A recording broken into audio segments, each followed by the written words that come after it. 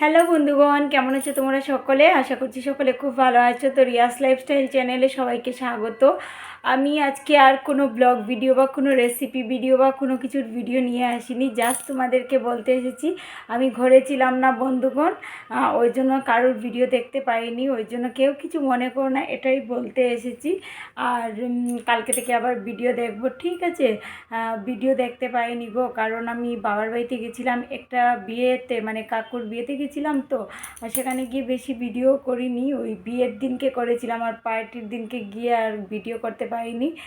তবুও আমি টুকটাক হয়তো করেছি, বা কি জানি না কি করেছি, আমি নিজেও জানি না, কিন্তু তোমাদের সাথে শেয়ার করব। আর কোনো ভিডিও আমার মানে এডিট করার কোনো মানে কি বলবো, এডিট করার টাইমই পাচ্ছি না, ঘরে সন্ধ্যার পর এসেছি ওই জন্য।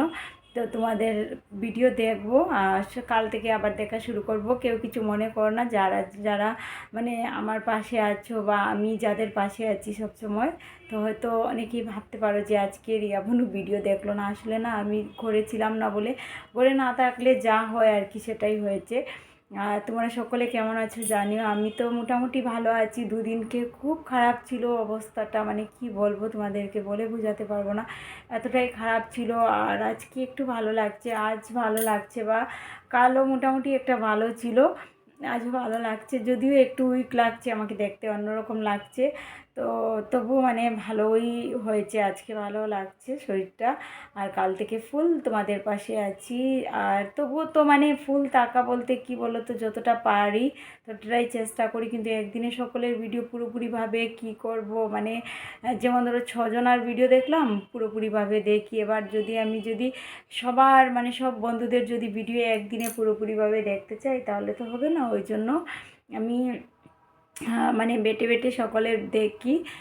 যেমন ধরো আজকে 6জনার দেখলাম, কালকে 6জনার দেখি, এরকম করে করে দেখি। তো যাদের ভিডিও এক দুদিন মিস হয়ে যায় বা এক সপ্তাহ মিস হয়ে যায়, কোনো ব্যাপার না, আমি কিন্তু দেখবো, ঠিক আছে? আমি সকলের পাশে যেভাবে আছি প্রথম থেকেই থাকবো। আর কেউ কেউ মানে আমাকে ঠকিয়েছে মতলব, এরা মানে আমাকে বলছিল যে তোমার এলবিতে আসবো, এটা করবো সেটা করবো, কিন্তু আসেনি। ওই জন্য ওদের থেকে একটু আমি দূরেই আছি।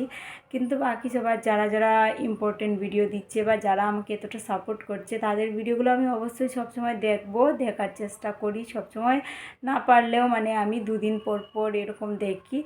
আর আরেকটা নতুন দাদা, আমার ফয়সাল দাদা, সেই দাদার ভিডিও আমি কিন্তু একদম যখন পুরো ফ্রি থাকি তখন দেখার চেষ্টা করি, কারণ সেই দাদার ভিডিওগুলো ভীষণ ইম্পর্টেন্ট হয়। কারণ আমি অনেক কিছুই জানি না, হৈমি দিদির থ্রুতেই কিন্তু এই দাদাকে পেয়েছি। তো অনেক ভালো লাগে দাদার ভিডিওগুলো দেখতে।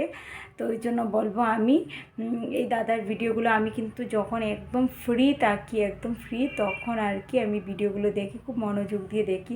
বাকি সবার তো রান্না বাড়ার ভিডিও বা ঘুরতে যাওয়ার অনেক কিছুই থাকে, তো সেই ভিডিওগুলো আর কি আমি কাজ করে করেও দেখতে পারি। কিন্তু যে ভিডিওগুলো ভেরি ইম্পর্টেন্ট হয় সেগুলো কিন্তু আমি একদম ফ্রি হয়ে দেখি। তো আজকে আর বেশি কিছু বলবো না, কাল থেকে আবার ভিডিও দেখা স্টার্ট আমার পুরোপুরিভাবে। তো আজকের মতো এখানেই টাটা, সবাই ভালো থেকো, সুস্থ থেকো। আমার ভিডিওটা ভালো লাগলে লাইক কমেন্ট শেয়ার করে দিও। আর কি ভালো লাগবে, এই ভিডিওটা তো তেমন কিছু করিনি, তবুও বললাম আর কি ভালো লাগলে লাইক কমেন্ট শেয়ার করে দিও। আর যারা নতুন আছো প্লিজ আমার চ্যানেলটাকে সাবস্ক্রাইব করে দিও, আর পাশে থাকা বেল আইকনটাকে অন করে রেখো, যাতে আমার সবকটা ভিডিও তোমাদের সাথে পৌঁছে যায়, ঠিক আছে? সবাইকে ভালো দেখো, ভালো রাখার চেষ্টা করো সবাইকে। আর টাটা সবাইকে, আজকের মতো এখানেই।